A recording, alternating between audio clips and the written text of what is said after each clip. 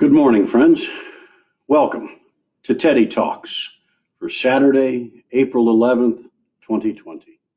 I'm in Medora, North Dakota, and enjoyed taking a moment there to see the morning light as it's cast upon the buttes at the approach to the Burning Hills Amphitheater, beyond which the Theodore Roosevelt Presidential Library has said they would like to build TR's Presidential Library.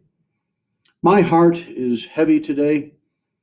I would like to dedicate today's performance to a new and dear friend with whom I would have really enjoyed many more adventures, but we received sad word from Oaks, North Dakota, that yesterday morning Dr. Jeffrey Rath passed kidney failure, perhaps some other health complications that occurred quickly.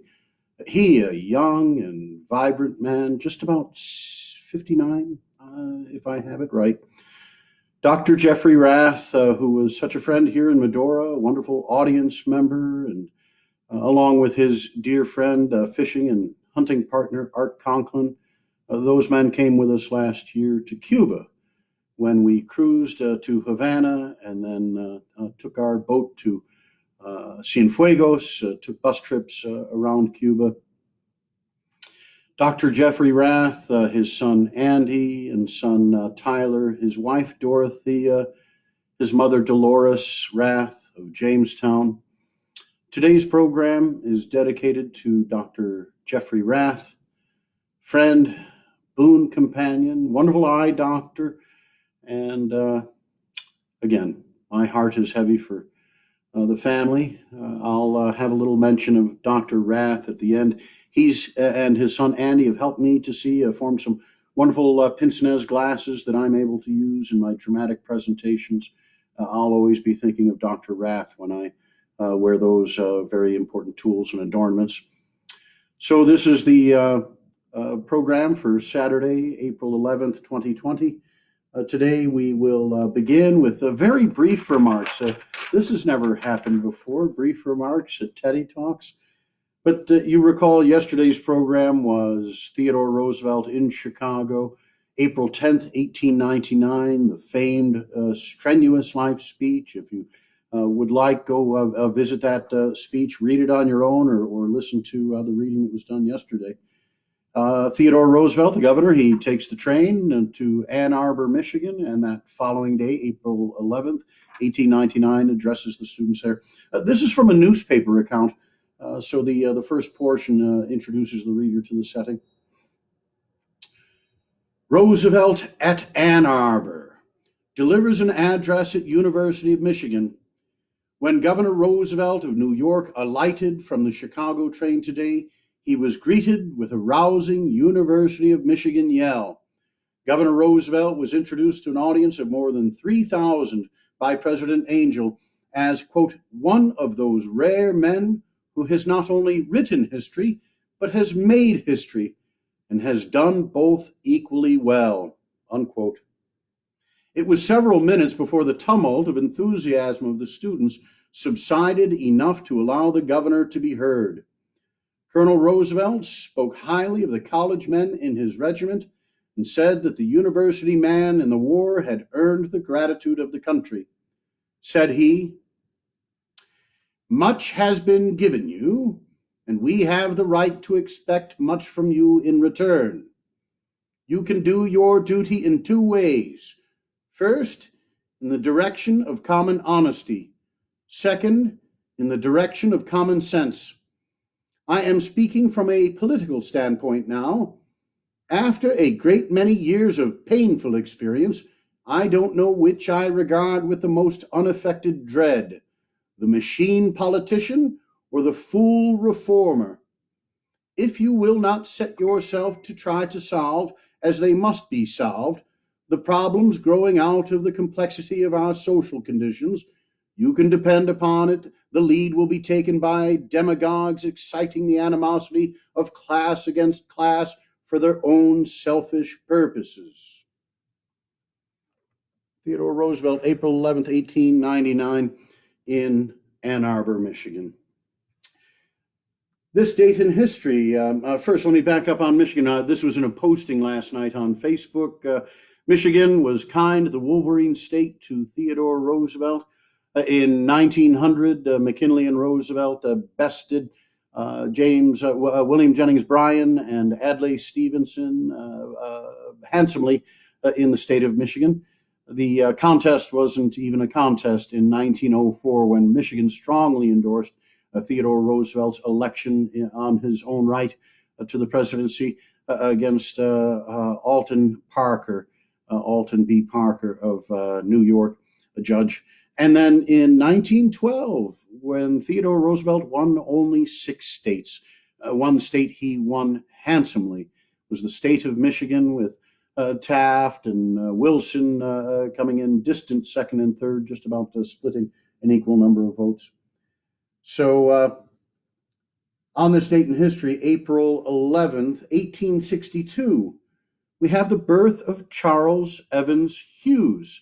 And I just recommend him for your study, as Charles Evans Hughes strode with some import across the stage and in the service of the people of New York and the United States in the late 19th and early 20th century.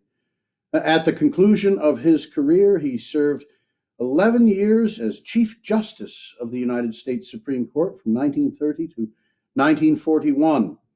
That service and that an appointment from Herbert Hoover, but as you can see, lasted into quite well into Franklin Roosevelt's administration, and took an important role in the court vis-a-vis a good number of those New Deal policies that the court reviewed.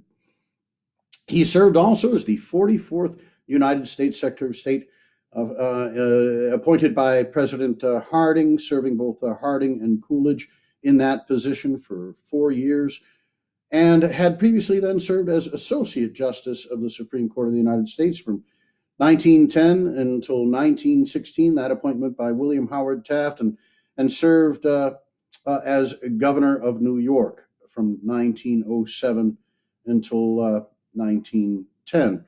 It was his resignation from office in 1910 to take that nomination to the Supreme Court. It was also true that Charles Evans Hughes was the Republican nominee for the presidency in 1916. His vice presidential nominee was Charles Fairbanks of Indiana, who had served as vice president under Theodore Roosevelt for Roosevelt's term, elected in 1904. And Charles Evans Hughes almost became president. Theodore Roosevelt turned down in 1916 the nomination of the Progressive Party. Had he accepted the nomination, it would have been a fusion ticket. He would have run with his old hunting companion, the Democrat Colonel John Parker of Louisiana, in the future governor of the state of Louisiana. The nation went to bed on election night 1916, and most thought that likely, from the reports that had been coming in, that Charles Evans Hughes had bested Wilson. But it was a very close contest. It was expected that, as many Republicans had done before, that Charles Evans Hughes would carry California. But California would go into Wilson's account. Wilson winning the presidency 277 electoral votes to Charles Evans Hughes 254. California carried 13 electoral votes. Had that state switched, that would have been an election won by Charles Evans Hughes. In California, with 900,000 plus votes cast, the difference was 466,289 to 462,516.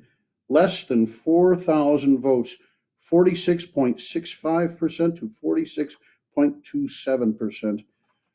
Don't ever believe that your vote doesn't count. And that's for you, John Olson, Dr. Vote, in Ankeny, Iowa. In 1898, on this date, President McKinley sent his message to Congress requesting a declaration of war against Spain. over Cuba. Interesting to read in that document that while McKinley recounts much of the history that had occurred between the United States and Spain relative to Cuba, a difficult set of confrontations, most recently of which, prior to his message, is the blowing up of the battleship Maine in Havana Harbor on February 15th, 1898. But his justifications in asking for the war declaration are to bring a state of passivity, to end the conflict between the Cuban rebels fighting for independence and the Spanish monarchy. And, well, it was a great deal more than just pacification that wound up occurring in Cuba. The history of the war in Cuba is something that I would like to go into in greater detail, as some of these dates in May and June and July follow, if we have the opportunity to continue, which I'm sure we will. Part of why we know a great deal about what happened in Cuba is because of the correspondence, the war correspondence, and the correspondence of soldiers and sailors deployed in Cuba. Of course, Theodore Roosevelt's Rough Riders, published after the war, gives us the viewpoint of Colonel Roosevelt, but others were sending reports before and during the war. One of them was Theodore Roosevelt's friend, Richard Harding Davis. Richard Harding Davis, a correspondent, a writer of adventure novels and fiction, but also a man who reported on conflicts in Cuba, the Boer War, one of these men who really established the tradition of being a war correspondent. It was on this date, April 11th, 1916, that Richard Harding Davis died at the age of 51 in New York City. We had a question come up when Theodore Roosevelt's remarks in Charleston were read. Those were the remarks at the Charleston Interstate and West Indian Exposition in April 1902. He reviewed that he'd been under the command of Southern officers whose lineage dated to the Confederacy, either themselves or through their fathers. And it came up about, exactly was that accurate in the colonel's recollections 4 years later, 3.5 years later. This is what Richard Harding Davis wrote in his piece that was reports from Cuba. He wrote, he was, if we think of this concept of the embedded war correspondent, he was embedded, was very often right at the elbow of Theodore Roosevelt in the field. And so he's with Roosevelt as he makes this note. On the afternoon of June 30th, Captain Mills rode up to the tent of Colonel Wood and told him that on account of illness, General Wheeler and General Young had relinquished their commands, and that General Sumner would take charge of the cavalry division, that he, Colonel Wood, would take command of General Young's brigade, and Colonel Carroll of General Sumner's brigade. Of course, the result is that Theodore Roosevelt takes command of the regiment. As he had command of the regiment, and then in his recollections afterwards, in Rough Riders, Theodore Roosevelt mentions Richard Harding Davis. The other journalist mentioned in this first excerpt is Ed Marshall, who was wounded grievously in the Battle of Kettle Hill, San Juan Heights, July 1st.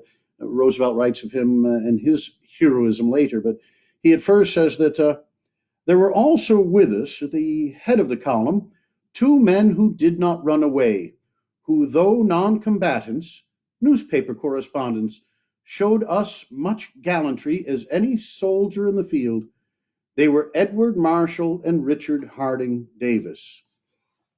June 24th, Theodore Roosevelt and others in the American forces first engaged the Spanish at Las Guasimas.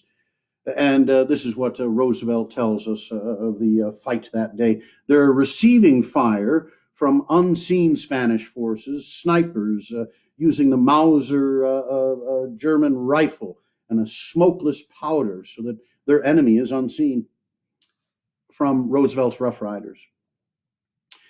It was Richard Harding Davis who gave us our first opportunity to shoot back with effect.